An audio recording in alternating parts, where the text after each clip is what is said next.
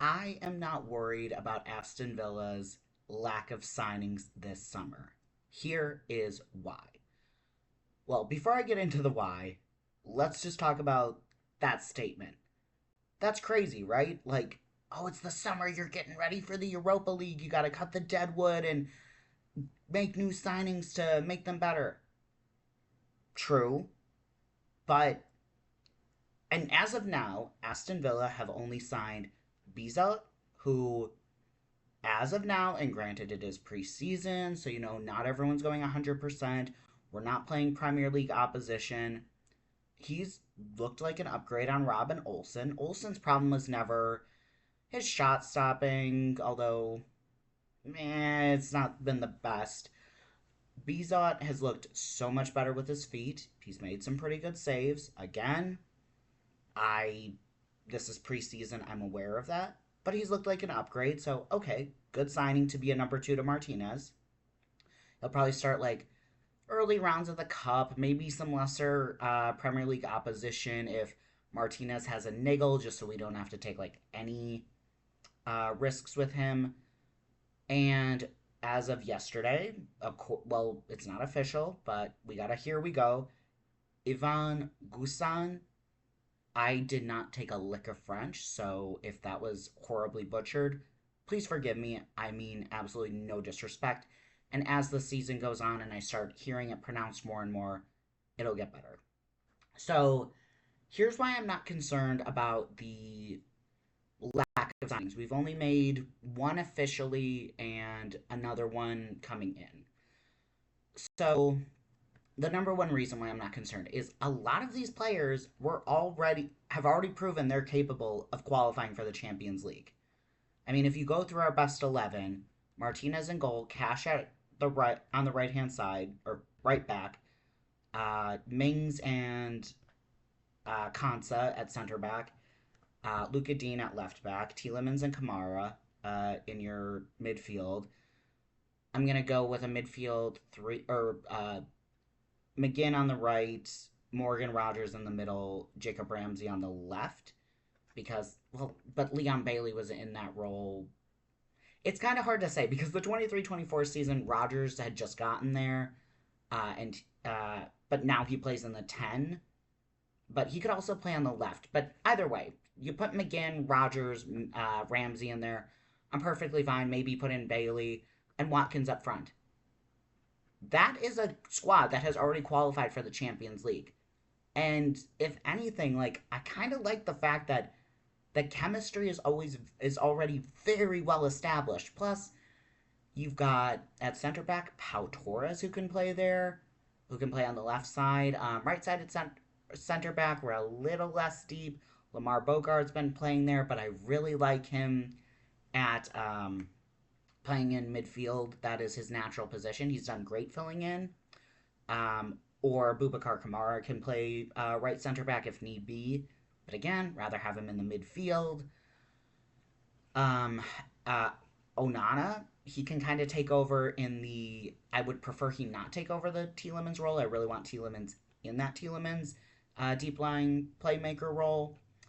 But he can play that role. He played it pretty darn well. He's able to, and just like his size, he's able to cover so much ground. But I'm going to get into Onana a little bit more later.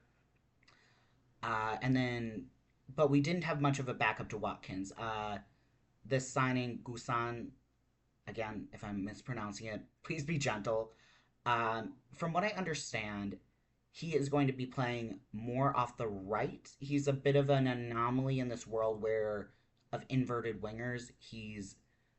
A right he's right-footed who plays better on the right. He's kind of like from what I heard on the scouting report, he's a bit like Marcus Rashford but on the right because he's not quite a winger, but he's not quite a number 9. He kind of works better in that kind of halfway space. So he could be a backup to Watkins. He could play on the right if Bailey's not doing very well. And then we've got, and I'm going to get into him as well a little bit more later. Malin can play all of those roles as well. So I really like that we've already got that depth. We've got some depth.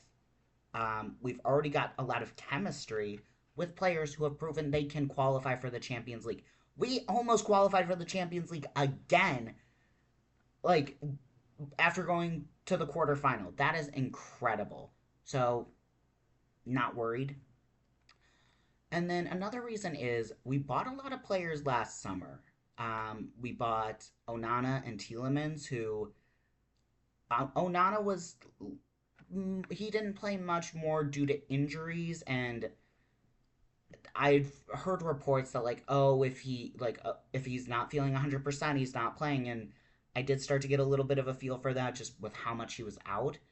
But he's been taking some pretty serious knocks in preseason, and he's gotten right back up. So I'm not sure if it's similar to Cash, where like there was some injury that they just weren't managing correctly, and now they figured out what it is, so that should reduce injury time. Ian Matson as well. Luca Dean was very much the first choice left back for the first half of the season. Uh, but at the sort of second half of the season, he was kind of getting more of the starts. Well, not even second half, more like the run in, the very end of the season.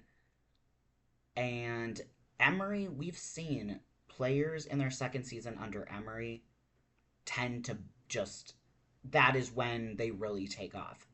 Like Tielemans, when he first arrived, he wasn't playing much. He was still getting embedded into the system, but still having an impact and showing his quality. But last season, he was unreal.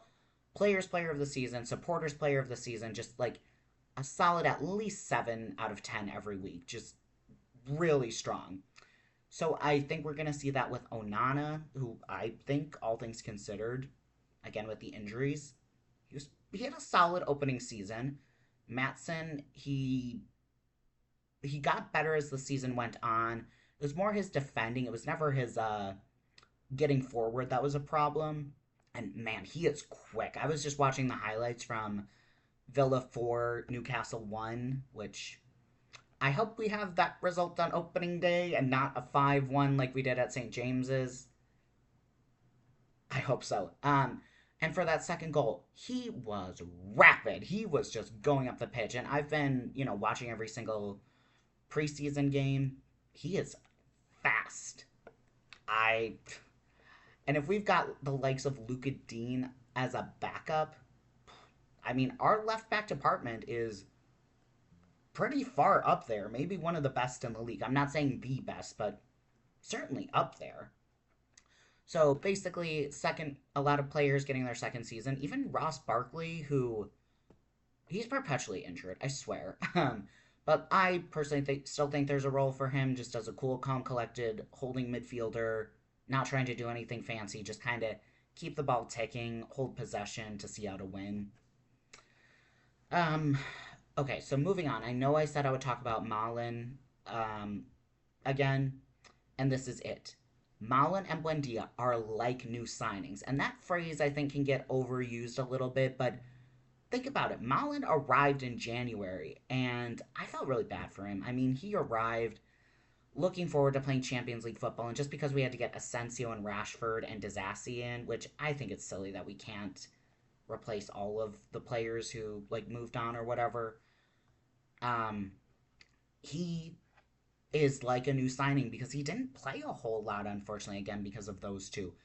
But, he's been there already 6 months. He's had a really good preseason, already scored 2 goals, 3 assists. He's just looked really good. And he can play a lot of positions. From what I understand, he can play all along the front line. So he's a useful little asset to have. And Emi Buendia, he's been playing very well in preseason. He just scored a banging goal against Roma, a direct free kick, getting a goal from a direct free kick. That's always a good thing to have. We've got a lot of very technically good players. Yuri Tielemans, um, Buendia can take those free kicks. Luca Dean, and Cash has been taking a fair number of corners lately. I'm not sure if it's just because it's preseason and so just the mix of players, he is able to put in a good cross. I'm not sure, or maybe he's going to be taking those corners. I don't know. And then So having them back, because Buendia was basically, he missed the whole 23-24 season. If I remember, he serves, unless he had like a couple of small appearances at the end of the season. And then he was out on loan with Leverkusen for the second half of last season. Wasn't really playing much at all. So, again, he's like a new signing. And then Leon Bailey, he had such a drop off. If he can get back to some level of productivity and get like even, excuse me, 10 goal contributions in all competitions, because he's not going to be starting week in, week out. I think that right hand side is going to be a fight. So if he can get 10 goal contributions and even just do some off the ball work, I'd be happy. And I mean, that would save us a lot. Oh, also, Samuel Illing Jr. I didn't even have this in my notes. We got him in a swap deal with Douglas Luiz, and from what I read about his profile at the time, he could kind of play all down the left, like left back, left wing back, and left wing. The problem is Villa are very deep on the left with Luca Dean, Ian Moutson. Morgan Rogers can play on the left, Jacob Ramsey, John McGinn can play there. But he was playing more on the right, and he and Cash against St. Louis City were causing all sorts of problems. But, I mean, it was St. Louis City, so that may have been an anomaly, but he's proven useful, and I think that a lot of us thought, oh, he's one of those assets who we're going to buy and sell. But, I mean, he's been getting a lot of minutes. And then, before I get into my final point on my notes, the youth, we've had Jamil. Oh my goodness, I am so sorry. I have to look this up because I need to be looking at his name to pronounce it correctly.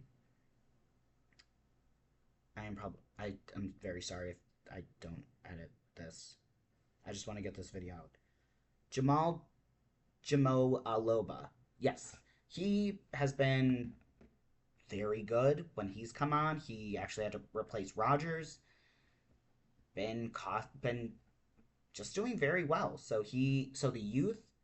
Who else? Tristan Rowe has been very good in preseason, and those are the two that I'm really thinking of who have made a lot of appearances and look like they could be. And Lamar Bogard, but I've already talked about him. He is probably the player that like I think he could be something really special for us if we can keep him around at the club for a long time. So the youth are another reason why I'm not too worried about this transfer window and the lack of activity. And finally, we have extended Boubacar Kamara another 5 years to 2030. Does that mean he'll be here? Of course not. Players are bought and sold all the time. There might be a release clause, but he extended. That is the important bit. Luca Dean, it was just announced today, he extended his contract till 2028. He will be, even if he's not the number one choice left back, he will be a very useful backup. We're going to be playing a lot of games. I think that is the plan. And even if he only does another 2 years, okay, we can still sell and get some money for him after he would have been here 5 years. That's a pretty darn good business decision, if you ask me.